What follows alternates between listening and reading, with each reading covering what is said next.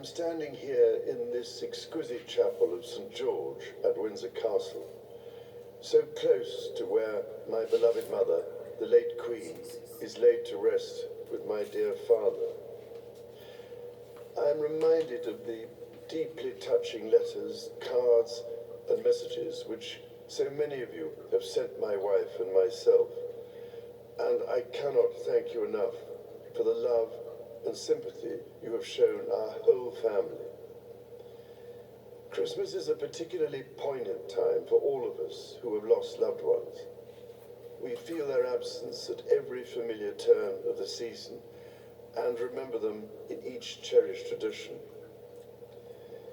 In the much-loved carol, O Little Town of Bethlehem, we sing of how in thy dark street shineth the everlasting light.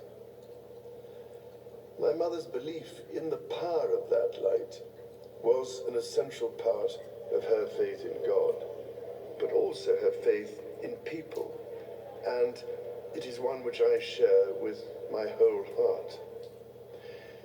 It is a belief in the extraordinary ability of each person to touch with goodness and compassion the lives of others and to shine a light in the world around them. This is the essence of our community and the very foundation of our society. We see it in the selfless dedication of our armed forces and emergency services, who work tirelessly to keep us all safe, and who perform so magnificently as we mourn the passing of our late Queen.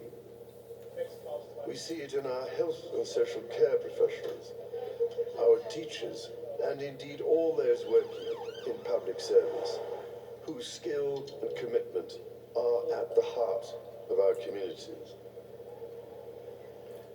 And at this time of great anxiety and hardship, be it for those around the world facing conflict, famine, or natural disaster, or for those at home finding ways to pay their bills and keep their families fed and warm, we see it in the humanity of people throughout our nations and the Commonwealth, who so readily respond to the plight of others.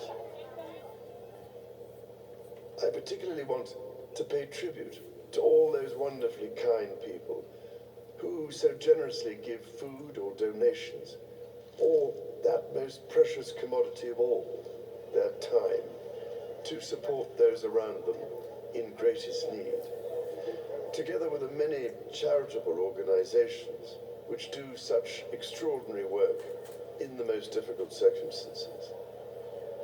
Our churches, synagogues, mosques, temples, and gurdwaras have once again united in feeding the hungry, providing love and support throughout the year.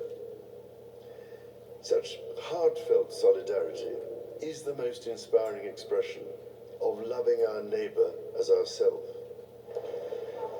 The Prince and Princess of Wales recently visited Wales, shining a light on practical examples of this community spirit. Some years ago, I was able to fulfill a lifelong wish to visit Bethlehem and the Church of the Nativity. There I went down into the chapel of the manger and stood in silent reverence by the silver star that is inlaid on the floor and marks the place of our Lord Jesus Christ's birth. It meant more to me than I can possibly express to stand on that spot where, as the Bible tells us, the light that has come into the world was born. While Christmas is, of course, a Christian celebration, the power of light overcoming darkness is celebrated across the boundaries of faith and belief. So whatever faith you have or whether you have none, it is in this life-giving light and with the true humility that lies in our service to others that I believe we can find hope for the future.